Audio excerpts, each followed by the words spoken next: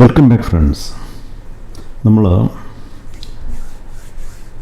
PGBP-യുടെ part 2 ആയ admissible ഡിഡക്ഷൻ്റെ 5ാമത്തെ video ആണിത്. ഇതിൽ കഴിഞ്ഞ 4 വീഡിയോസ് നമ്മൾ ചെയ്തത് സെക്ഷൻ 32 പറ്റിയാണ്. അപ്പോൾ സെക്ഷൻ 32-ൽ നമ്മൾ ലാസ്റ്റ് വീഡിയോയിൽ ചെയ്തത് ആക്ച്വൽ കോസ്റ്റ് എന്താണ് എന്നതിനെ പറ്റിയാണ് നമ്മൾ നോക്കിക്കൊണ്ടിരുന്നത്. എന്താണ് ആക്ച്വൽ കോസ്റ്റ്, അതെങ്ങനെ കമ്പ്യൂട്ട് ചെയ്യും, അതിലെ ഡിഫറെൻറ്റ് പ്രൊവിഷൻസ് എന്തൊക്കെയാണ്, ഇതൊക്കെയാണ് നമ്മൾ നോക്കിക്കൊണ്ടിരുന്നത്. അപ്പോൾ ലാസ്റ്റ് വീഡിയോയിൽ അതിൻ്റെ എക്സ്പ്ലനേഷൻസ് 43.1-ലാണ് പിന്നെ ഈ പറഞ്ഞ നാച്ചുറൽ കോസ്റ്റിനെ പറ്റി പറഞ്ഞുകൊണ്ടിരിക്കുന്നത്. അപ്പോൾ അതിൽ 5 എക്സ്പ്ലനേഷൻസ് നമ്മൾ നോക്കി. ഇനി ബാക്കി ബാലൻസ് എക്സ്പ്ലനേഷനും കൂടെ നമുക്ക് നോക്കാനുണ്ട്.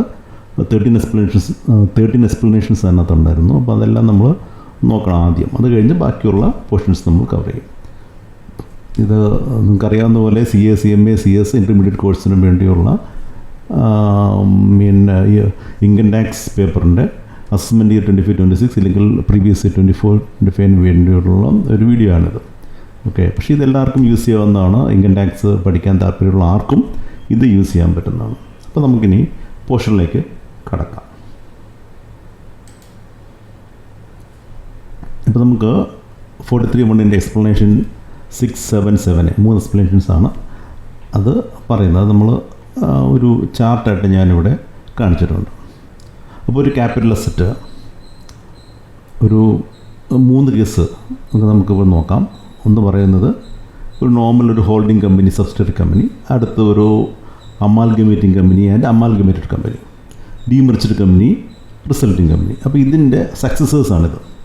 അപ്പോൾ ആ ഒരു കേസിൽ എങ്ങനെയാണ് ഈ ആക്ച്വൽ കോസ്റ്റ് കണക്കാക്കുന്നത്, എങ്ങനെയാണ് ഡിപ്രിസിയേഷൻ കണക്കാക്കുന്നത്, അത് വെച്ചിട്ടായിരിക്കും ആക്ച്വൽ കോസ്റ്റ് കണക്കാക്കുന്നത്. അതെങ്ങനെയാണെന്നാണ് ക്വസ്റ്റ്യൻ നമ്മൾ പറയുന്നത്. അപ്പം ഒരു ഹോൾഡിംഗ് കമ്പനി ഒരു ക്യാപിറ്റൽ അസറ്റ് അതിൻ്റെ സബ്സിഡറി കമ്പനിയിലേക്ക് ട്രാൻസ്ഫർ ചെയ്യുകയാണ്. അങ്ങനെയാണെന്നുണ്ടെങ്കിൽ, ഇല്ലെങ്കിൽ വൈസ് വേഴ്സ, ഇല്ലെങ്കിൽ സബ്സിഡറി ഹോൾഡിംഗ് കമ്പനിയിലേക്ക് ചെയ്യുകയാണ്. അപ്പോൾ ഒരു ട്രാൻസ്ഫർ കമ്പനിയുണ്ട്. അപ്പോൾ ഹോൾഡിംഗ് കമ്പനി ട്രാൻസ്ഫർ കമ്പനിയാണ്, ട്രാൻസ്ഫറിംഗ് കമ്പനി എന്ന് പറഞ്ഞാൽ സബ്സിഡറി കമ്പനിയാണ്. സെക്കൻഡ് കേസിൽ ഒരു അമാൽഗമേറ്റിംഗ് കമ്പനി, ഒരു അമാൽഗമേഷൻ നടക്കുമ്പോൾ ഒരു അമാൽഗമേറ്റഡ് കമ്പനിയിലേക്ക് അതിൻ്റെ അസറ്റ് ട്രാൻസ്ഫർ ചെയ്യുന്നു.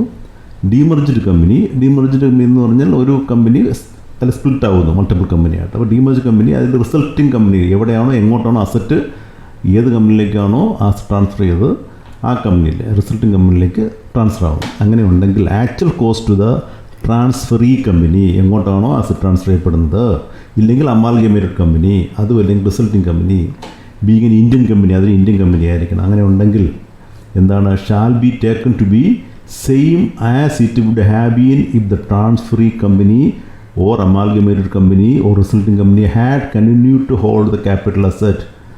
അത് പിന്നെ ആ അസറ്റ് അക്വയർ ചെയ്തപ്പം തൊട്ട് ഈ ട്രാൻസ്ഫർ ചെയ്യപ്പെട്ട കമ്പനിയിലേക്ക്, അല്ലെങ്കിൽ ട്രാൻസ്ഫറിംഗ് കമ്പനിയിലേക്ക്, ഇല്ലെങ്കിൽ അമാൽഗമേറ്റഡ് കമ്പനിയിൽ റിസൾട്ടിംഗ് കമ്പനിയിലേക്ക് അത് അതിൻ്റെ തുടക്കം മുതൽ തന്നെ ആ കമ്പനിയിലാണെന്ന് കരുതി അതിൻ്റെ അങ്ങനെ കരുതി വേണം ഈ പറഞ്ഞ ക്യാപിറ്റൽ അസറ്റിൻ്റെ കോസ്റ്റ് കാൽക്കുലേറ്റ് ചെയ്യാൻ, നാച്ചുറൽ കോസ്റ്റ് കാൽക്കുലേറ്റ് ചെയ്യാൻ. Had continue to hold the capital asset for the purpose of its own business എന്ന് കണക്കാക്കും. എന്ന് പറഞ്ഞാൽ ആ സമയത്ത് അതിൻ്റെ WDV കോസ്റ്റ് എത്രയാണോ ട്രാൻസ്ഫർ ചെയ്യുമ്പോൾ അതേ കോസ്റ്റ് തന്നെ ഇവിടെയും വരുമെന്ന് അർത്ഥം. Same cost, same WDV at the time of transfer എന്ന് പറഞ്ഞാൽ നേരത്തെ ട്രാൻസ്ഫർ ചെയ്യുന്ന സമയത്തുള്ള WDV അതിൻ്റെ ഡിപ്രിസിയേഷൻ അതിൻ്റെ എല്ലാം കാൽക്കുലേറ്റ് ചെയ്ത് അത് ഡിഡക്റ്റ് ചെയ്തിട്ടായിരിക്കും WDV ഉള്ളത്.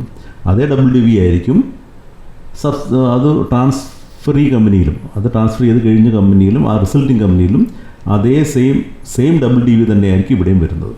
ഓക്കെ, എന്ന് വെച്ചാൽ ഒരു ചേഞ്ചും ഇല്ല, നേരത്തെ അതേ രീതിയിൽ ഇത് കണ്ടിന്യൂ ചെയ്യുന്നതായിട്ട് കണക്കാക്കും, അതേയുള്ളതിൻ്റെ അർത്ഥം. ഓക്കെ, ഇപ്പോൾ നമ്മൾ അടുത്തത് അടുത്ത എക്സ്പ്ലനേഷൻ 8 ആണ്. എക്സ്പ്ലനേഷൻ 8 എന്താ പറയുന്നത്, interest on capital borrowed, capitalisation of interest in connection with acquisition of interest. നമ്മൾ നേരത്തെ പറഞ്ഞൊരു കേസാണ്. അതായത് ഇൻട്രസ്റ്റ്, ക്യാപിറ്റൽ ബോറോഡ്, നമ്മളൊരു ക്യാപിറ്റൽ നമ്മൾ പർച്ചേസ് ചെയ്യുമ്പം അത് പുട്ട് യൂസ് ചെയ്യുന്നത് വരെ ഉള്ള എല്ലാ ക്യാപിറ്റലും മറ്റു കോസ്റ്റും എല്ലാം അത് ക്യാപിറ്റലൈസ് ചെയ്യും. ഓക്കെ, അത് ക്യാപിറ്റൽ കോസ്റ്റായിട്ട് കണക്കാക്കും, അത് അസറ്റിൻ്റെ കൂടെ ആഡ് ചെയ്യും. വൺസ് അത് പുട്ട് യൂസ് ചെയ്ത് കഴിഞ്ഞാൽ അതെല്ലാം റവന്യൂ എക്സ്പെൻസാണ്. അപ്പോൾ ബാങ്കിൻ്റെ എക്സ്പെൻസും നമ്മൾ നേരത്തെ പറഞ്ഞു പിന്നെ എന്തെങ്കിലും LC ഉണ്ട്, അതിൽ ബാങ്ക് ഗ്യാരണ്ടി ഉണ്ട്, അതിൻ്റെ ബാങ്ക് ചാർജസ് ഉണ്ട്, ഇതെല്ലാം ഇൻട്രസ്റ്റുകൾ, ഇതെല്ലാം ക്യാപിറ്റൽ കോസ്റ്റിൻ്റെ കൂടെ ആഡ് ചെയ്തിട്ട് ഇനി വൺസ് അത് പുട്ട് യൂസ് ചെയ്ത് കഴിഞ്ഞാൽ അത് കൊമേഴ്ഷ്യൽ പ്രൊഡക്ഷനായി. അത് കഴിഞ്ഞ് വരുന്ന എല്ലാ കോസ്റ്റുകളും റവന്യൂ എക്സ്പെൻസ് ആയിരിക്കും. Okay, capitalisation implies inclusion of such interest in the actual cost of the asset for the purpose of claiming depreciation investment allowance. അപ്പം അത് ആക്ച്വൽ കോസ്റ്റിൻ്റെ കൂടെ ആഡ് ചെയ്ത് അത് ക്യാപിറ്റലൈസ് ചെയ്ത് കഴിയുമ്പം അതിന് മുകളിൽ നമുക്ക് ഡിപ്രിസിയേഷൻ എല്ലാം നമുക്ക് ക്ലെയിം ചെയ്യാൻ കഴിയും. അടുത്തത്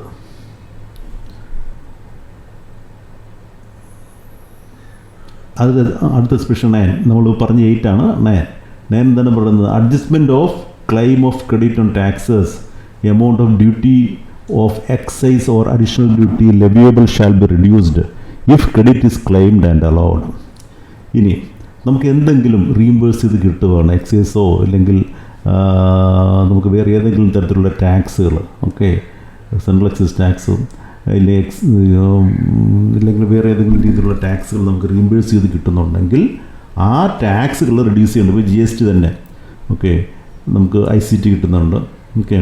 അപ്പോൾ അങ്ങനെ ഉണ്ടെന്നുണ്ടെങ്കിൽ അതെല്ലാം നമുക്ക് റിഡ്യൂസ് ചെയ്യാവുന്നതാണ്.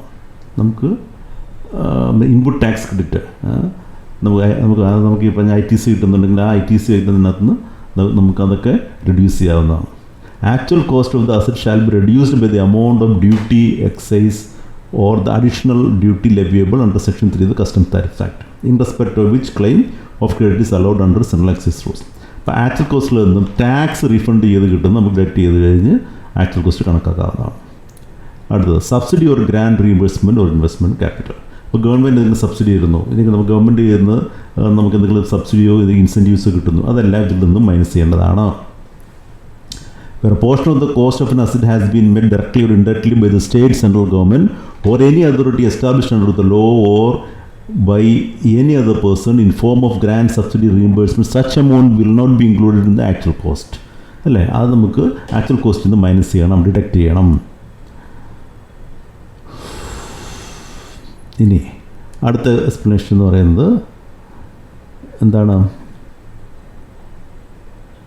ഇതാണ് എക്സ്പ്രഷൻ 10 ആണ് നമ്മൾ പറഞ്ഞത്. അടുത്ത 11 എന്താണ്? Assets acquired outside India by SSE being a non resident and such asset is brought by him to India for the purpose of business profession. നമ്മളൊരു നോൺ റെസിഡൻ്റാണ്, വെളിയിൽ നിൽക്കുമ്പോൾ ഒരു അസറ്റ് അക്വയർ ചെയ്തു, അത് കുറച്ച് കാലം കഴിഞ്ഞ് ഇന്ത്യയിലേക്ക് കൊണ്ടുവരുന്നു. അങ്ങനെയുള്ള കേസിൽ എങ്ങനെയാണ് ആക്ച്വൽ കോസ്റ്റ് കണക്കാക്കുന്നത് ആ അസറ്റിൻ്റെ? അങ്ങനെയുള്ള കേസിൽ ആക്ച്വൽ കോസ്റ്റ് കണക്കാക്കുന്നത് നമ്മൾ അത് വാങ്ങിക്കുന്ന സമയം തൊട്ടുള്ള ഡിപ്രിസിയേഷൻ കാൽക്കുലേറ്റ്, അത് ബിസിനസ് വാങ്ങിച്ച അന്ന് തൊട്ട് ബിസിനസ്സിൽ യൂസ് ചെയ്തു എന്ന് കരുതി അതിന് ഡിപ്രിസിയേഷൻ കാൽക്കുലേറ്റ് ചെയ്ത് ആ ഡിപ്രിസിയേഷൻ ആക്ച്വൽ കോസ്റ്റിൽ നിന്നും വാങ്ങിച്ചപ്പോഴുള്ള കോസ്റ്റിൽ നിന്നും മൈനസ് ചെയ്ത് കിട്ടിയ WDV ഉണ്ട്. ആ WDV ആയിരിക്കും അത് ഇന്ത്യയിൽ കൊണ്ടുവന്ന് ബിസിനസ്സിൽ അത് പുട്ട് യൂസ് ചെയ്യുമ്പോഴുള്ള actual cost.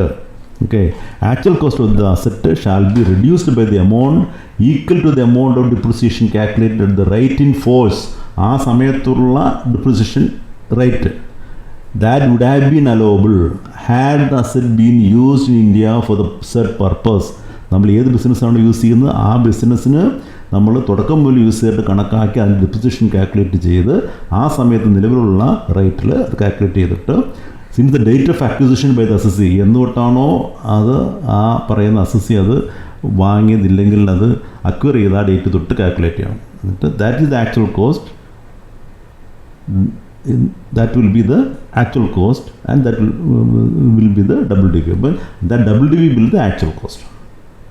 Okay, the actual cost will be the WDV. എന്ന് പറഞ്ഞാൽ ആക്ച്വൽ കോസ്റ്റിൽ അത് വാങ്ങിച്ചപ്പോഴുള്ള പർച്ചേസ് കോസ്റ്റ് ഇല്ലെങ്കിൽ ആ സമയത്തുള്ള കോസ്റ്റിൽ നിന്നും അക്വയർ ചെയ്ത കോസ്റ്റിൽ നിന്നും ഡിപ്രിസിയേഷനും മറ്റു കോസ്റ്റുകളും മൈനസ് ചെയ്ത് അത് ആ സമയത്തൊരു ബിസിനസ്സിലുള്ള വാങ്ങിച്ചപ്പോൾ തൊട്ട് ബിസിനസ്സിനാണെന്ന് കണക്കാക്കി അതിൽ നിന്ന് ഡിപ്രിസിയേഷനും മറ്റും മൈനസ് ചെയ്യുമ്പോൾ കിട്ടുന്ന WDV ആയിരിക്കും ബിസിനസ്സിൽ കൊണ്ടുവന്ന് കഴിയുമ്പോൾ ഇന്ത്യയിൽ കൊണ്ടുവന്ന് ബിസിനസ്സിൽ അത് പുട്ട് യൂസ് ചെയ്യുമ്പോഴുള്ള ആക്ച്വൽ കോസ്റ്റ്. ആ WDV ആയിരിക്കും actual cost.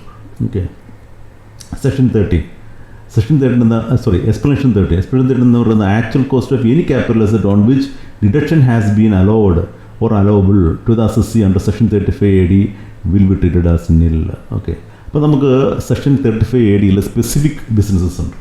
Specific businesses government promote ചെയ്ത ബിസിനസ്സുകളാണ്. അപ്പോൾ അതിന് ഹ്യൂജ് ക്യാപിറ്റൽ ഇൻവെസ്റ്റ്മെൻറ്റുള്ള ബിസിനസ്സുകളായിരിക്കും. അതിൽ ഡിഡക്ഷൻസ് 100% ഡിഡക്ഷൻസ് അലൗഡാണ്.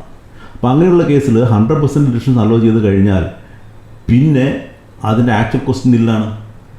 ഓക്കെ, അപ്പോൾ ആക്ച്വൽ കോസ്റ്റ് നില്ലായിട്ട് നമുക്ക് കണക്കാക്കാൻ പറ്റും. കാര്യം അതിനകത്ത് വാങ്ങിച്ച 100% നമുക്ക് ഡിഡക്ഷൻ കിട്ടുക. അതുകൊണ്ട് ആക്ച്വൽ കോസ്റ്റ് നില്ലായിട്ട് വേണം കണക്കാക്കാനായിട്ട്.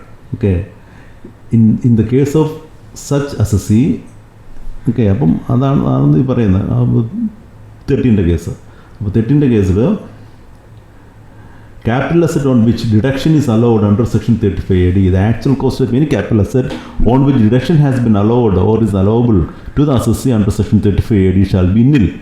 This will be applicable in the case of transfer of asset by assessee where, അപ്പം ഇത് ഈ നമ്മൾ ഈ സ്പെസിഫിക് ബിസിനസ് യൂസ് ചെയ്യുന്നത് ആ അസറ്റ് എങ്ങനെ കിട്ടുന്നു. അപ്പോൾ ഈ കേസ് താഴെ പറയുന്ന കേസെല്ലാം സ്പെസിഫിക് ബിസിനസ് യൂസ് ചെയ്യുന്ന കേസുകളാണ്. അപ്പം ആ അസറ്റ് നമുക്ക് പിന്നെ പല സിറ്റുവേഷനകത്ത് പറയുന്നുണ്ട്. ഒരു സിറ്റുവേഷൻ എന്ന് പറയുന്നത് assess himself claimed deduction under 35AD. അതങ്ങനെ നമ്മളത് വൺസ് അത് ക്ലെയിം ചെയ്തിട്ടുണ്ടെങ്കിൽ അതിൻ്റെ ആക്ച്വൽ കോസ്റ്റ് നില്ലാണ്. അസസ് തന്നെ ചെയ്തിട്ടുണ്ട്. ഇല്ലെങ്കിൽ അയാൾ ആരുടെ കയ്യിൽ നിന്ന് അക്വയർ ചെയ്തോ previous owner already 100% depreciation under section 35AD specific ബിസിനസ്സിൽ അത് ക്ലെയിം ചെയ്തിട്ടുണ്ട്. അങ്ങനെയാണെങ്കിലും ആക്ച്വൽ കോസ്റ്റ് നില്ലാണ്. This would be applicable by the capital asset acquired by assessee by way of, ഇല്ലെങ്കിൽ ഏതെങ്കിലും വഴിയിൽ by gift or will or irrevocable trust. അപ്പം ആ ഗിഫ്റ്റ് വഴിയോ വില്ല് വഴിയോ മറ്റു വാക്ക് അത് കിട്ടുവാണെങ്കിലും നില്ലായിരിക്കും. In distribution or liquidation of the company, അപ്പം എന്താണ് ലിക്വിഡേഷൻ വഴിയോ ഇല്ലെങ്കിൽ ഡിസ്ട്രിബ്യൂഷൻ വഴിയോ ഇത് കിട്ടുവാണെങ്കിൽ അങ്ങനെയാണെങ്കിൽ നില്ലായിരിക്കും. Or partial or total partition of Hindu undivided family. ഇപ്പോൾ അങ്ങനെ കിട്ടുവാണെങ്കിലോ transfer of capital asset by holding company to its 100% subsidiary, ഒരു ഹോൾഡിംഗ് കമ്പനി 100% സബ്സിഡിയറിലേക്ക് ട്രാൻസ്ഫർ ചെയ്യണം. Or vice versa, being in Indian company, ഇല്ലെങ്കിൽ amalgamating company to amalgamated company being in Indian company, demerge company to resulting company being in Indian company. അങ്ങനെ ഈ all കേസസിലും ഇത് നില്ലായിരിക്കും. ഇത് specified business use ചെയ്യുന്നതിന് മാത്രമേ ഇത് ആപ്ലിക്കബിൾ ഉള്ളൂ, ഇല്ലെങ്കിൽ ഇത് ആപ്ലിക്കബിൾ അല്ല. In transfer of capital intangible asset by a firm to a company as a result of succession of a firm by a company. അപ്പോൾ ഇത് ബൈ സക്സഷൻ കിട്ടുവാണ്. ഓക്കെ, ഒരു ഫേമിൽ നിന്ന് കമ്പനിയിലേക്ക്. Okay, four transfer in the course of demutualization or corporatization of a recognized stock exchange in India, and as a result of which an AOP, okay, association of persons or a body of individuals is succeeded by company. By succession കിട്ടുവാണെങ്കിലും അത് അങ്ങനെ തന്നെയായിരിക്കും. Any transfer or of capital asset or intangible asset by a sole proprietary concern is succeeded by company. ഒരു sole proprietor അത് ഈ succeed by company അങ്ങനെയാണെങ്കിലും ഇത് നില്ലായിരിക്കും actual cost. ഇനി transfer of capital asset of intangible asset by private limited company or unlisted public limited company to an LLP, ഒരു private കമ്പനിയിൽ നിന്നോ അൺലിസ്റ്റഡ് പബ്ലിക് ലിമിറ്റഡ് കമ്പനിയിൽ നിന്നോ LLPയിലേക്ക് ട്രാൻസ്ഫറായി, ആ ഒരു കേസും ഇവിടെ ആപ്ലിക്കബിളാണ്. ഹൗവർ, പക്ഷേ അതിനകത്തൊരു ഒരു എക്സെപ്ഷൻ പറയുന്നതും വേറെ deduction is allowed under 35AD. ഇത്രയും നേരം പറഞ്ഞത് അതേ ബിസിനസ് അണ്ടർ 35ADയിലെ സ്പെസിഫൈഡ് ബിസിനസ്സിൽ തന്നെ ഇത് യൂസ് ചെയ്യുമ്പോഴാണ് ഇല്ലാവുന്നത്. കാര്യം എന്താ, അത്തരം കേസുകൾ 100% ഡിഡക്ഷൻ കിട്ടിയിട്ടുണ്ട്. അപ്പം അങ്ങനെയുള്ള കേസ് 100% ഡിഡക്ഷൻ ഓൾറെഡി അലൗഡ് ആണ്. മോർ ദൻ 100% ഡിഡക്ഷൻ കൊടുക്കാൻ പറ്റില്ല അല്ലേ. അതുകൊണ്ട് നമ്മൾ 100% ഓൾറെഡി കൊടുത്തിട്ടുള്ളതുകൊണ്ടാണിത്. പക്ഷേ ഓൾറെഡി 100% ഡിഡക്ഷൻ കിട്ടിയിട്ടുണ്ട് 35ADയിൽ യൂസ് ചെയ്ത്. അത് deem to be an income of the assessee എപ്പോഴാണ്, okay, if it is use for other than specific business under section. ഇത് അതിന് പകരം അത് മറ്റൊരു ബിസിനസ്സിലേക്ക് യൂസ് ചെയ്യുകയാണ്, ഇതിനു വേണ്ടിയല്ല. ഈ സ്പെസിഫിക് ബിസിനസ്സിൻ്റെ അല്ലാതെ വേറെ ബിസിനസ്സിന് യൂസ് ചെയ്യുകയാണെങ്കിൽ actual cost of the asset to the assessee shall be actual cost reduced by the amount depreciation allowable had the asset been used for business calculated at the rate in force since the date of acquisition. അതായത് specified ബിസിനസ്സിന് വേണ്ടി അല്ലാതെ വേറൊരു ബിസിനസ്സിന് use ചെയ്യുകയാണെങ്കിൽ അതിലെന്താണ് depreciation deduct ചെയ്ത് ബാക്കി വരുന്നത്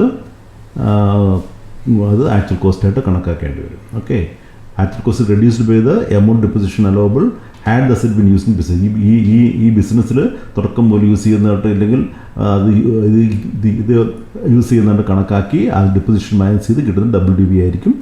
അതിൻ്റെ ആക്ച്വൽ കോസ്റ്റ് എന്ന് പറയുന്നത്. നേരത്തെ നമ്മൾ പറഞ്ഞ കേസുകളൊക്കെ സ്പെസിഫിക് ബിസിനസ്സിൽ യൂസ് ചെയ്യുമ്പോഴാണ് ഈ നിൽ എന്ന് പറഞ്ഞ കേസ് നമ്മൾ പറഞ്ഞത്. ഓക്കെ, പക്ഷേ അത് അങ്ങനെയല്ല. Where the previous depreciation in the case amalgamation, demerger, succession, business readministration, ഈ 35 അല്ലാത്ത കേസുകളിൽ എങ്ങനെയാണ് കണക്കാക്കുന്നത്? അപ്പോൾ നമ്മൾ നേരത്തെ പറഞ്ഞ succession partnership firm by a company to a property concern, ഇല്ലെങ്കിൽ private limited company or unlisted company, succession of any business other than by death, amalgamation or demerger company, ഇതെല്ലാം നമ്മൾ നേരത്തെ ഡിസ്കസ് ചെയ്ത കേസുകളാണ്.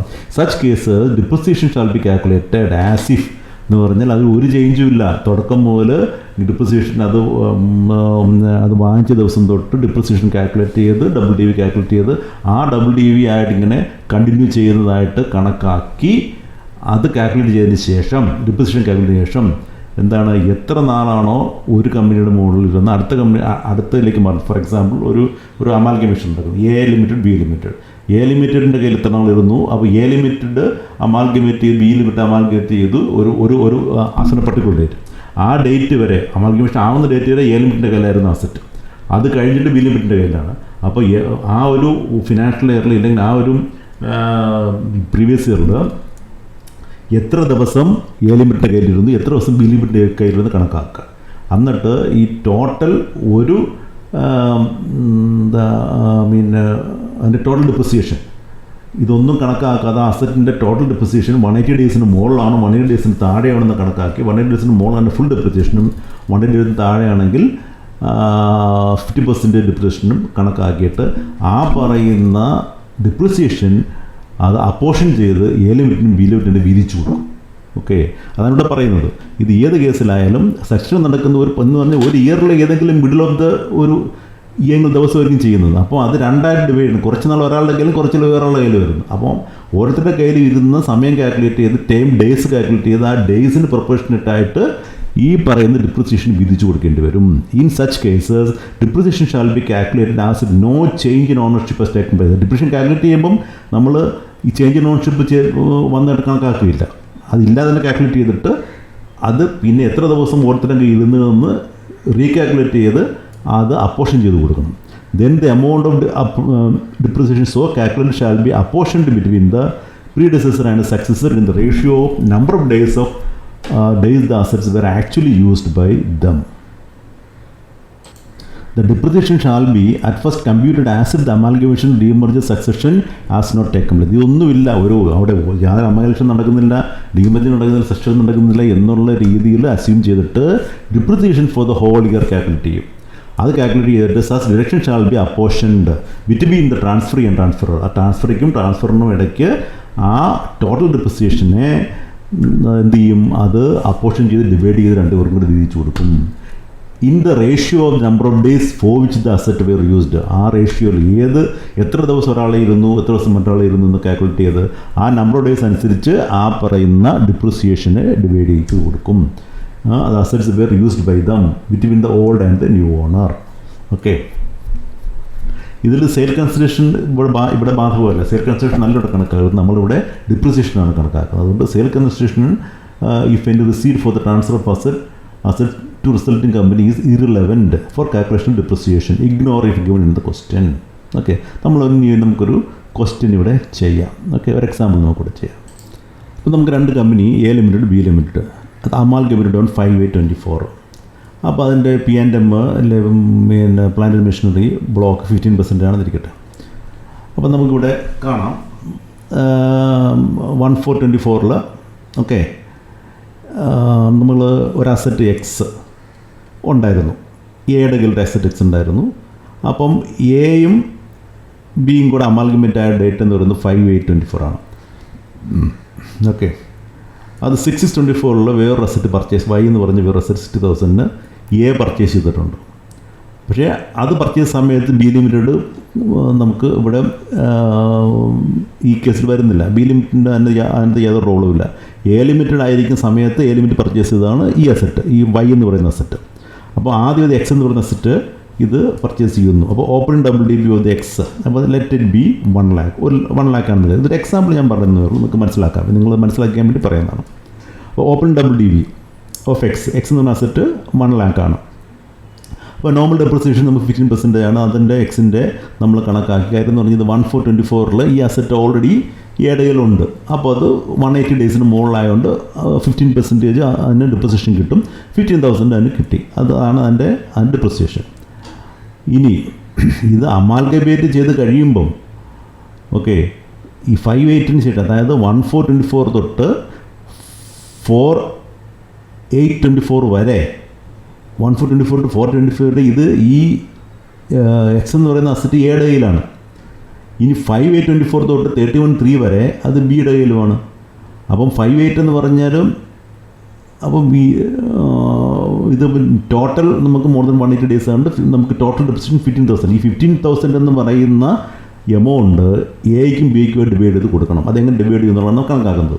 അപ്പോൾ എത്ര ദിവസം ഇത് എയുടെ കയ്യിലുണ്ടായിരുന്നു? 1424 തൊട്ട് 4824 വരെ നമ്മൾ കണക്കാക്കുമ്പം എന്താണ്, എയുടെ കേസ് എടുത്തു കഴിഞ്ഞാൽ 1424, ഏപ്രിൽ 30 ദിവസം, മെയിൽ 31, അങ്ങനെ നമ്മൾ കണക്കാക്കും.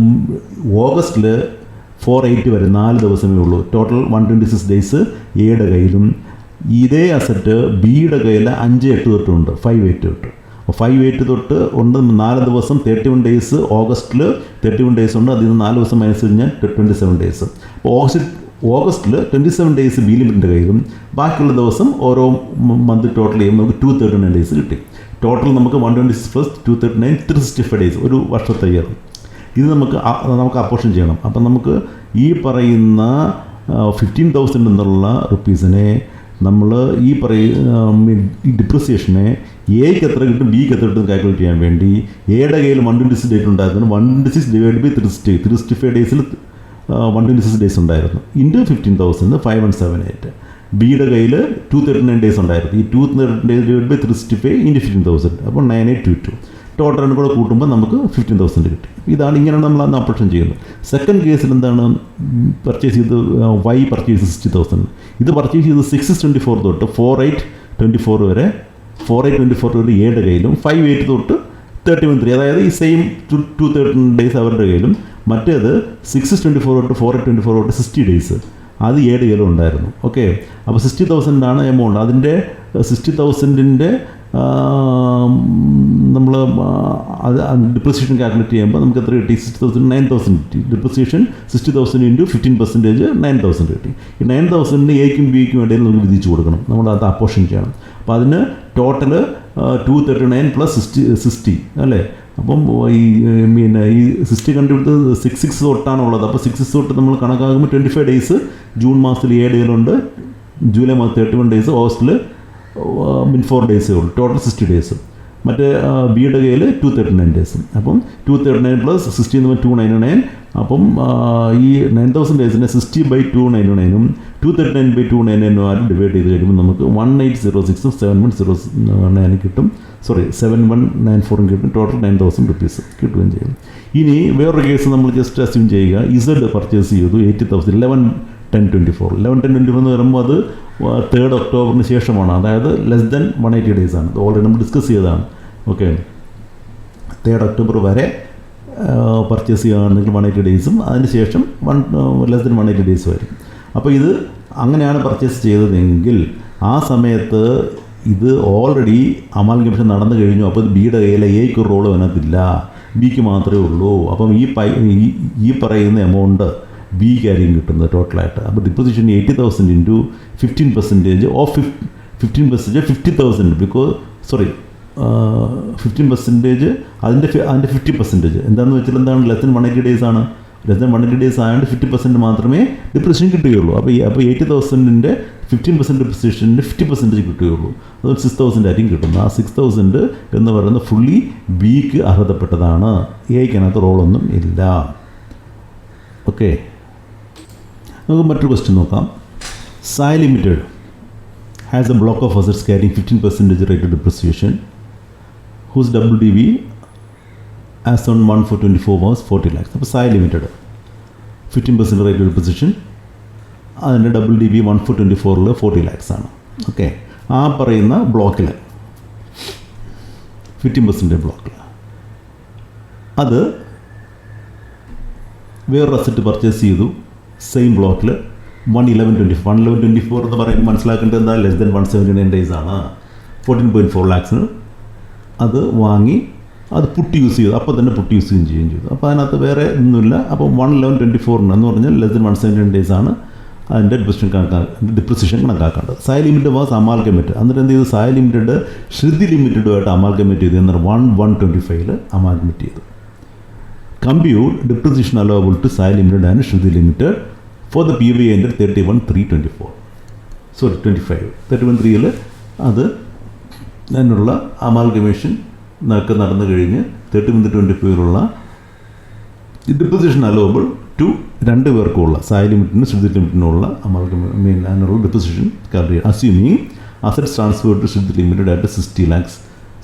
അപ്പോൾ നമ്മൾ ഇഗ്നോർ ചെയ്യേണ്ട കാര്യം നമ്മൾ പറഞ്ഞു, അത് എത്രയ്ക്ക് കൺസിഡറേഷൻ എത്രയാണ്, സെയിൽ കൺസിഡറേഷൻ എത്രയാണെന്നുള്ളത് ഇഗ്നോർ ചെയ്യുക. അതെപ്പറ്റി കൺസിഡർ ചെയ്യേണ്ട കാര്യം തന്നെ ഇല്ല. അത് ഓൾറെഡി ഞാൻ നേരത്തെ പറഞ്ഞതാണ്. ക്വസ്റ്റ്യൻ തന്നിട്ടുണ്ടെങ്കിൽ അത് ഇഗ്നോർ ചെയ്തതാണ്. നമ്മൾ പറഞ്ഞ എന്താണ്, 1/4/24 സായ് ലിമിറ്റഡ് അസറ്റ് 1/4/24 അസറ്റ് എത്രയാണുള്ളത്, ആ ബ്ലോക്കിലുള്ളത് 40 lakhs അസറ്റ് ഉണ്ട്. ഓക്കെ, അത് അമാൽഗമേറ്റ് ആയത് എന്നാണ് 31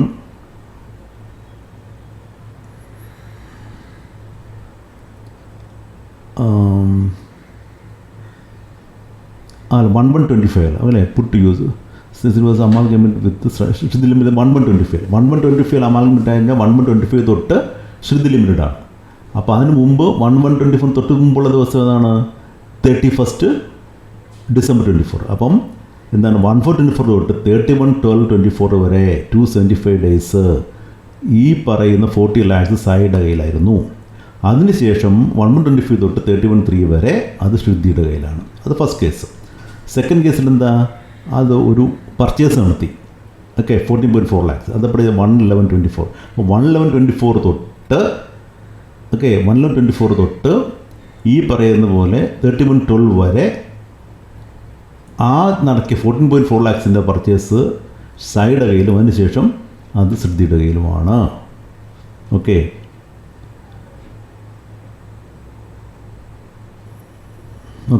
ഇതാണ് നമുക്ക് കണ്ടുപിടിക്കേണ്ട കേസ്. അപ്പോൾ ഇതിൽ ഫസ്റ്റ് നമ്മൾ പറഞ്ഞു 40 lakhs അസറ്റ്. 40 lakhs അസറ്റ് എടുത്തു കഴിഞ്ഞാൽ 1/124 തൊട്ട് ഫുൾ ഡേ 40 lakhs ഉണ്ടായിരുന്നു. അത് 31/12 വരെ. അപ്പം ഫുൾ മന്തുകൾ ഡിസംബർ വരെയുള്ള മൊത്തം മാസത്തെ ടോട്ടൽ കൂട്ടി 275 days കിട്ടി. അതിനുശേഷം ജാനുവരി, ഫെബ്രുവരി, മാർച്ച് 3 മാസം 1/125 തൊട്ട് അമാൽഗമേഷൻ എന്ന ഡേറ്റ് തൊട്ട് ആ 40 lakhs എന്ന് പറഞ്ഞ അസറ്റ് ശ്രുതിയുടെ കയ്യിലാണ്. 90 days. അപ്പോൾ ടോട്ടൽ നമുക്ക് 365 days കിട്ടി. അപ്പം ഈ ബ്ലോക്ക് ഓഫ് അസറ്റിൽ 40 lakhs ഒരു അസറ്റ്, രണ്ടാമത്തെ അസറ്റ് 14.4 lakhs, അത് ലെസ് ദൻ 180 days ഉള്ളൂ അതിൻ്റെ ഡിപ്രിസിയേഷൻ. ഓക്കെ, ഫസ്റ്റ് ഡിപ്രിസിയേഷൻ 15% ബ്ലോക്കിൽ നമ്മൾ നോക്കുമ്പം 40 lakhs 60,000 15% വെച്ച്, അടുത്തത് ലെസ് ദൻ 179 days ആയതുകൊണ്ട് നമുക്ക് 14.4 lakhs 7.5% കിട്ടുകയുള്ളൂ. എന്ന് വെച്ചാൽ അതിൻ്റെ 50% കിട്ടും. അപ്പോൾ അതാകുമ്പം 1,08,000 കിട്ടും. ഇത് 6 lakhs 60,000 6 lakhs. അപ്പോൾ ഫസ്റ്റ് കേസ് 6 lakhs, രണ്ടാമത്തെ കേസിൽ 1,08,000 ടോട്ടൽ 7,08,000 ആണ് കിട്ടുന്നത്. അപ്പോൾ അതിൽ സായിയുടെ ഷെയർ എത്ര, അതുപോലെ സിദ്ധിയുടെ ഷെയർ എത്ര എന്നുള്ളതാണ് ക്വസ്റ്റ്യൻ. ഫസ്റ്റ് കേസിൽ 60,000 കേസിൽ നമ്മൾ പറഞ്ഞു സായി 275 days അത് യൂസ് ചെയ്തിട്ടുള്ളതുകൊണ്ട് 365 days ടോട്ടലാണ് ഒരു വർഷത്തിൽ. അതുകൊണ്ട് 275/365 ഇൻറ്റു 6 lakhs, അത് 4,50,55 rupees. രണ്ടാമത്തെ കേസിൽ സായിയുടെ ഷെയർ എന്ന് പറഞ്ഞാൽ അത് യൂസ് ചെയ്തിട്ടുള്ളത് രണ്ടാമത്തെ കേസിൽ സായിയുടെ കയ്യിൽ അതുണ്ടായിരുന്നത് എത്രയാണ്, 3 മാസമാണ് ഉണ്ടായിരുന്നത്. ഓക്കെ, സായിയുടെ കയ്യിൽ അത് വാങ്ങിച്ചത് 1/11 അപ്പോൾ 1/11 ആകുമ്പോൾ 11 December 2 months അതുണ്ടായിരുന്നു. ഓക്കെ, അപ്പം അത് നവംബറും ഡിസംബർ, അതായത് നവംബർ 30 days, ഡിസംബർ 61 days ഉണ്ടായിരുന്നു. അപ്പോൾ ആ ഒരു കേസിൽ സായിഡയ്ക്ക് 61 days ഉണ്ടായിരുന്നതുകൊണ്ട് ശ്രുതിയുടെ ബാക്കിയുള്ള ദിവസങ്ങൾ മാർച്ച് വരെ 90 days ഉണ്ട്. അപ്പം ടോട്ടൽ 151 days 61 days ഉണ്ടായിരുന്നതുകൊണ്ട് 1,08,000 പ്രൊപ്പോർഷനേറ്റ് ചെയ്യുമ്പോഴത്തേക്ക് 43,620 കിട്ടും. അപ്പോൾ ഇതാണ് സായിയുടെ ഷെയർ. ഇനി ശ്രുതിയുടെ ഷെയർ എങ്ങനെ കാണുന്നത്? 40 lakhs 90 days ഉണ്ടായിരുന്നു. അതുകൊണ്ട് ഈ 40 lakhs അസറ്റ് 1,47,945 rupees മറ്റേ 14.4 lakhs അസറ്റ് അത് 90 days ഉണ്ടായിരുന്നുകൊണ്ട് അത് 64,371 ഉണ്ട്. അതാണ് ടോട്ടൽ. അങ്ങനെ നമ്മൾ ഷെയർ കണക്ക് ഇത് രണ്ടിൻ്റെയും ഷെയർ നമ്മൾ ഡെപ്രിസിയേഷൻ്റെ ഷെയർ അപ്പോർഷൻ ചെയ്ത് കൊടുക്കാം. പറ്റും ഇങ്ങനെ ഈ രീതിയിൽ അപ്പോർഷൻ ചെയ്ത് കൊടുക്കാം. ഓക്കെ, അടുത്ത എക്സാമ്പിൾ നോക്കാം. സിദ്ധാന്തൻ കമ്പനി ഒരു സോൾ പ്രൊപ്രൈറ്റർഷിപ്പാണ്. ഓക്കെ, ട്രേഡിംഗ് കൺസേൺ ആണ്. അത് സിദ്ധാന്ത് കമ്പനി ലിമിറ്റഡ് ആയിട്ട് മാറ്റി. അതായത് കമ്പനീസ് ആക്ട് അനുസരിച്ച് രജിസ്റ്റർ. സിദ്ധാന്ത് കമ്പനി എന്ന് പറഞ്ഞാൽ കമ്പനി എന്ന് കണ്ടതുകൊണ്ട് നിങ്ങളത് കമ്പനിയാണെന്ന് കരുതണ്ട. അത് കമ്പനിയല്ല.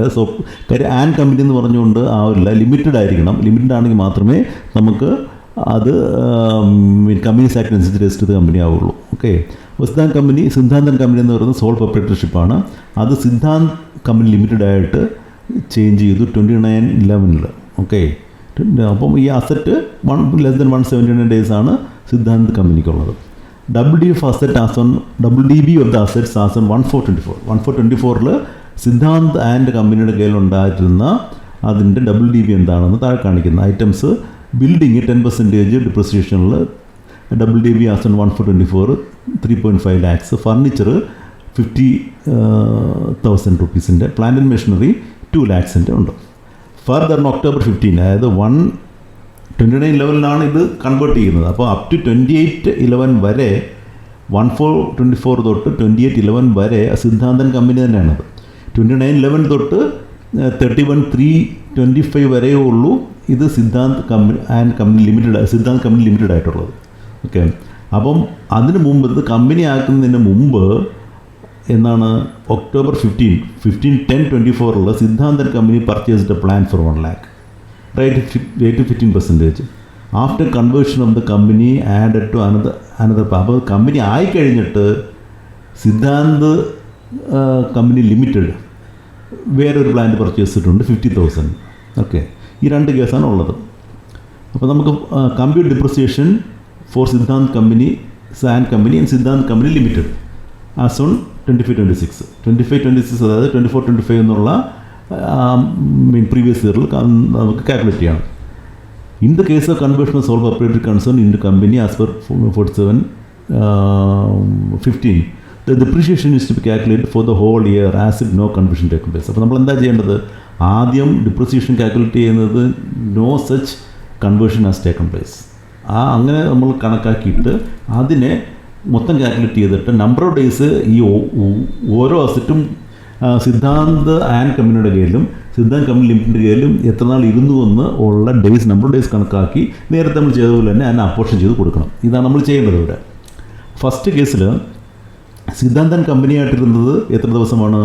30 April 14 തൊട്ട്, അതായത് ഏപ്രിൽ മാസം മൊത്തം അത് തൊട്ട് 28 days നവംബറിൽ. കാര്യം 29/11 ഇത് കമ്പനി ആക്കിയത് അല്ലേ, 29/11 കമ്പനി ആക്കിയിരിക്കുന്നത്. അതുകൊണ്ട് 28 days നവംബറിൽ ടോട്ടൽ 240 days കിട്ടി.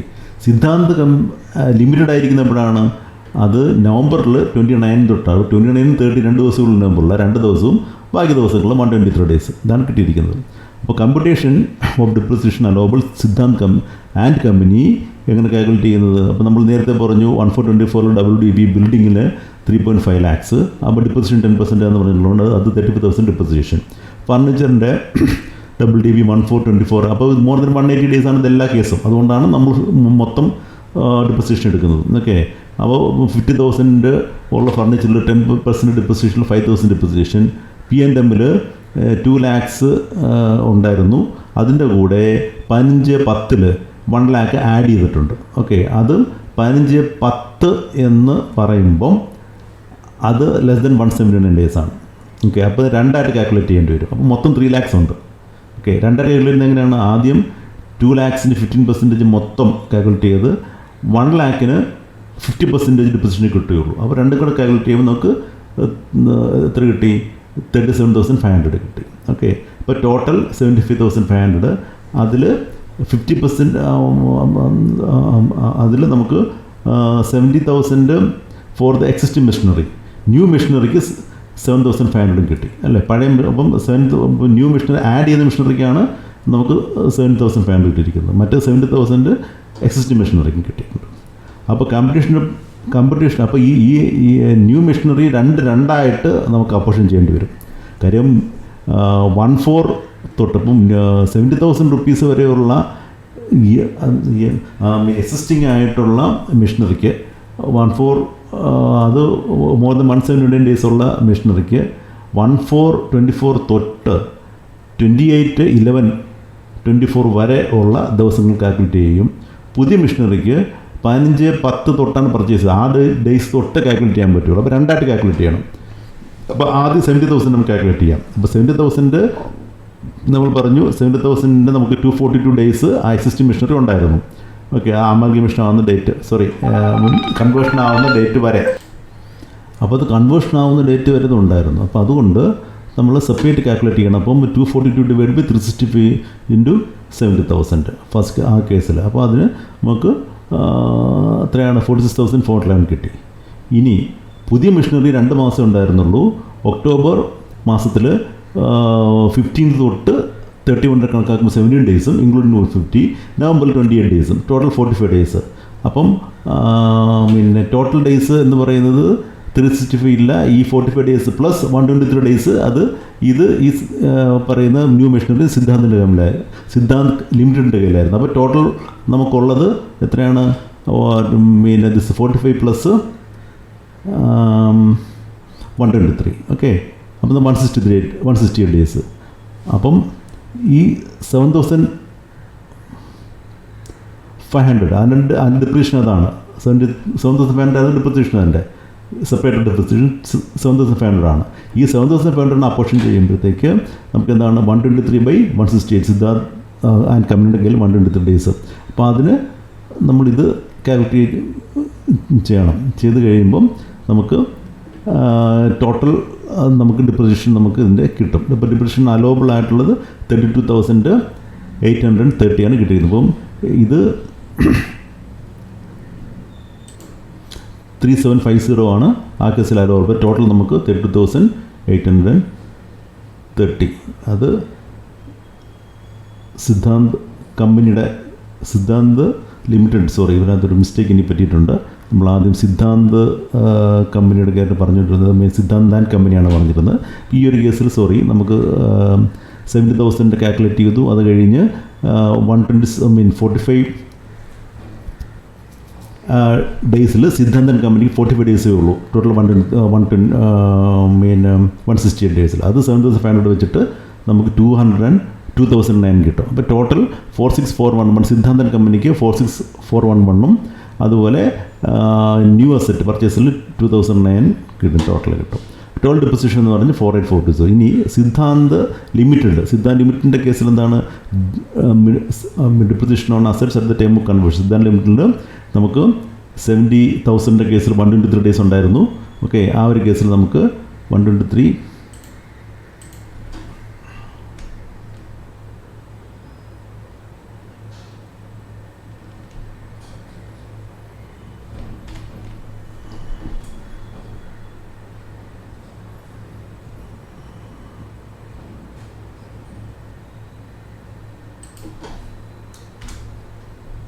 ഓക്കെ.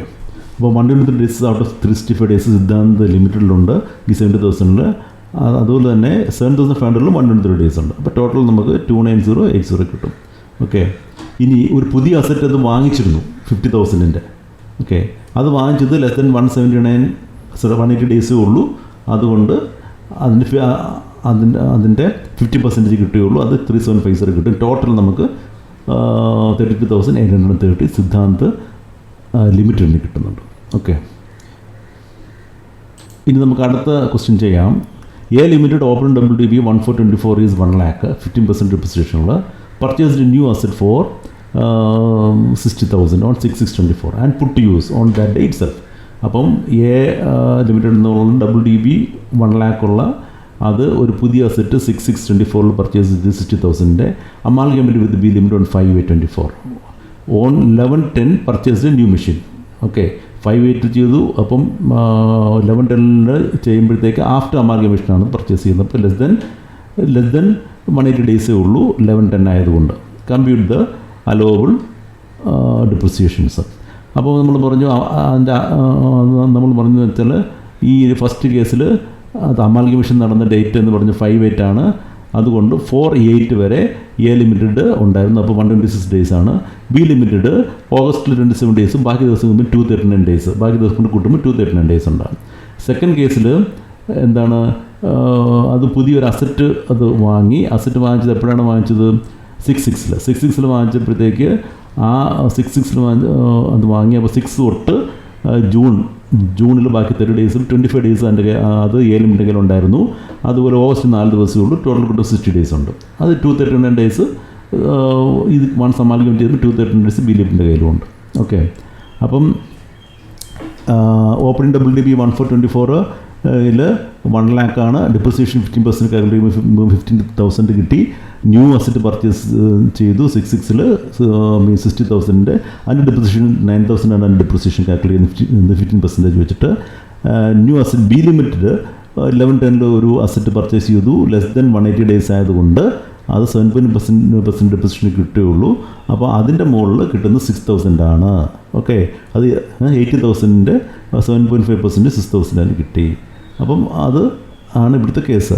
അപ്പം ഇതിൻ്റെ ഷെയർ എങ്ങനെ കാൽക്കുലേറ്റ് ചെയ്യുന്നുണ്ട്? ഡിപ്രിസിയേഷൻ ഓഫ് WDB ഫസ്റ്റ് കേസിൽ ഈ 15,000 നമ്മൾ അപ്പോർഷൻ ചെയ്യണം. അത് അപ്പോർഷൻ ചെയ്യുമ്പോഴത്തേക്ക് അത് 126 ഡേയ്സിലെ ഏഴ് കയ്യിലുണ്ട്. അപ്പോൾ 126 / 365 നമ്മൾ കാൽക്കുലേറ്റ് ചെയ്യുന്നു. അതുപോലെ തന്നെ 6/6 പുതിയ അസറ്റ് കാൽക്കുലേറ്റ് ചെയ്തു. അത് 60 ഡേയ്സേ ഉള്ളൂ ഔട്ട് ഓഫ് 299 ഡേയ്സ്. കാര്യം എന്ന് വെച്ചാൽ 239 പ്ലസ് 60, അപ്പോൾ 260 ഡേയ്സിലേ ഉള്ളൂ.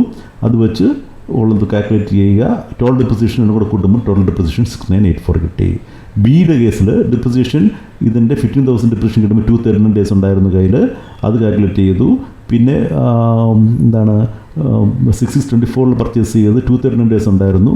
അത് കാൽക്കുലേറ്റ് ചെയ്തു. പിന്നെ അടുത്ത 6,000 മൂന്നാമത്തെ അസറ്റ് 80,000 അത് കഴിയുമ്പോൾ അത് ടോട്ടലായിട്ട് അത് ബി ലിമിറ്റിൻ്റെ കയ്യിൽ തന്നെയാണ്. അതുകൊണ്ട് എ ലിമിറ്റിൻ്റെ കേസിൽ വരുന്നില്ല. ബി ലിമിറ്റിൻ്റെ കയ്യിൽ മൊത്തം 6,000 കിട്ടി. ടോട്ടൽ ചെയ്യുമ്പം 23,016 കിട്ടി. ഓക്കെ, ഇനി ഒരു കേസ് നമ്മൾ നോക്കാം. ഡീമർജർ. എന്താണ് ഡീമർജർ? ഡീമർജർ എന്ന് പറയുമ്പോഴത്തേക്ക് എ ലിമിറ്റഡ് എന്ന് പറഞ്ഞാൽ മൾട്ടിപ്പിൾ കമ്പനീസായിട്ട് 2 റിസൾട്ടിങ് കമ്പനി 1 ഉം 2 ആയിട്ട് നമ്മൾ ചേഞ്ച് ആവുന്നു. ഓക്കെ, അപ്പോൾ ഒരു പർട്ടിക്കുലർ ഡേറ്റിൽ ഇത് ഡീമർജ് ആവുന്നു. അങ്ങനെയുള്ള കേസിൽ calculate depreciation asset no demerge. Demerger ഒന്നും ഇല്ലയെന്ന് പറഞ്ഞ് മൊത്തം കാൽക്കുലേറ്റ് ചെയ്ത് കഴിഞ്ഞിട്ട് ഓരോ അസറ്റും ഏത് കമ്പനിയുടെ, ഇപ്പം നമ്മൾ സ്പ്ലിറ്റ് ചെയ്ത് 2 കമ്പനിയായപ്പോൾ ഓരോ കമ്പനിയിൽ ഏതൊക്കെ അസറ്റ് പോയി ആ അസറ്റിൻ്റെ ഡേറ്റ് എന്ന് വരെ ഏത് കമ്പനിയിലുണ്ടായിരുന്നു കാൽക്കുലേറ്റ് ചെയ്ത് അതിന് മുകളിൽ ഡിപ്രിസിയേഷൻ നമ്മൾ അപ്പോർഷൻ ചെയ്യേണ്ടി വരും. അപ്പോൾ അസറ്റ് എക്സ് എന്ന് പറയുന്നത് എ ലിമിറ്റിൻ്റെ എന്താണ് asset X A limited B limited C limited ആയപ്പോഴത്തേക്ക് ബി ലിമിറ്റിൻ്റെ കയ്യിൽ പോയി. സി ലിമിറ്റിൻ്റെ കയ്യിൽ പോയില്ല. അപ്പോൾ ബി ലിമിറ്റിൻ്റെ കയ്യിൽ എ ലിമിറ്റിൻ്റെ കയ്യിൽ എത്ര ഉണ്ടായിരുന്നു, ബി ലിമിറ്റിൻ്റെ എത്ര ഉണ്ടായിരുന്നു, അത് കാൽക്കുലേറ്റ് ചെയ്ത് അത് അപ്പോർഷൻ ചെയ്യേണ്ടി വരും. അതുപോലെ വൈ എന്ന് പറയുന്നത് എ ലിമിറ്റിൻ്റെ കയ്യിൽ അതിലുണ്ടായിരുന്ന അസറ്റ് സിയുടെ കയ്യിൽ പോയി, എയുടെ കയ്യിൽ പോയില്ല. അപ്പം സിയും എയും തമ്മിൽ അപ്പോർഷൻ ചെയ്യണം. ഇസഡ് ഇതും അങ്ങനെ തന്നെയാണ്. അത് എയും സിയും തമ്മിൽ അപ്പോർഷൻ ചെയ്യണം. അത്രയേ ഉള്ളൂ. ഇതിനകത്ത് കാര്യം നേരത്തെ ചെയ്ത പോലെ തന്നെയാണ്. After demerger either B or C will get the asset. Okay, അപ്പം നമ്മൾ ഈ ഒരു കേസിൽ നമ്മൾ ഈ പറഞ്ഞ ആക്ച്വൽ കോസ്റ്റ് കാൽക്കുലേറ്റ് ചെയ്യുന്ന എല്ലാ കാര്യങ്ങളും നമ്മൾ ഡിസ്കസ് ചെയ്ത് കഴിഞ്ഞു. ഇനി നമുക്ക് 43.6 ആണ് എന്നുള്ളത് ഈ WDBയുടെ കാൽക്കുലേഷൻ്റെ കേസാണ് നമുക്ക് ഇനി നോക്കാനുള്ളത്. ഓക്കെ, അപ്പോൾ നമ്മൾ ഇപ്പം ഈ പറഞ്ഞ 5ാമത്തെ വീഡിയോയിൽ 4 വീഡിയോ നമ്മൾ സെഷൻ 32 വേണ്ടി നമ്മൾ മാറ്റിവെച്ചു. അത് ഡീറ്റെയിൽ ആയിട്ട് കവർ ചെയ്തു. അപ്പോൾ നമുക്ക് ഈ ഒരു വീഡിയോയിൽ നമ്മൾ ചെയ്യുന്ന കോൺസെപ്റ്റ് ക്ലാരിറ്റിയാണ് ചെയ്യുന്നത്. അപ്പോൾ നമ്മൾ എന്താണ് ആക്ച്വൽ കോസ്റ്റ്, എന്താണ് WDB എന്നുള്ള രീതിയിലുള്ള കോൺസെപ്റ്റ് ക്ലാരിറ്റി ഉണ്ട്. നമുക്ക് ഏത് പ്രോബ്ലം ചെയ്യാൻ പറ്റും. ഓക്കെ, അപ്പം അതിനു വേണ്ടിയുള്ള ഒരു ശ്രമമാണ് ഞാൻ നടത്തുന്നത്. അപ്പം എല്ലാം നമ്മൾ കുറച്ച് പ്രോബ്ലം മാത്രം ചെയ്തു ഇല്ലെങ്കിൽ കുറച്ച് കാണാൻ പിടിച്ചുകൊണ്ട് പോകേണ്ടൊന്നും കാര്യമില്ല. കോൺസെപ്റ്റ് ക്ലാരിറ്റി ഉള്ള ഏതൊരു ക്വസ്റ്റ്യൻ മുതൽ നമുക്കത് അനലൈസ് ചെയ്ത് നമുക്ക് ചെയ്യാൻ പറ്റും. അതിൽ നിങ്ങൾ അത് പ്രാക്ടീസ് ചെയ്യുമ്പോഴും നിങ്ങൾക്കത് വളരെ ആവശ്യമായിട്ട് വരും. ഓക്കെ, അതുകൊണ്ട് നെക്സ്റ്റ് വീഡിയോയിൽ നമ്മളതിൻ്റെ ബാക്കി പോർഷൻസ് കവർ ചെയ്യുന്നതായിരിക്കും. Thank you very much.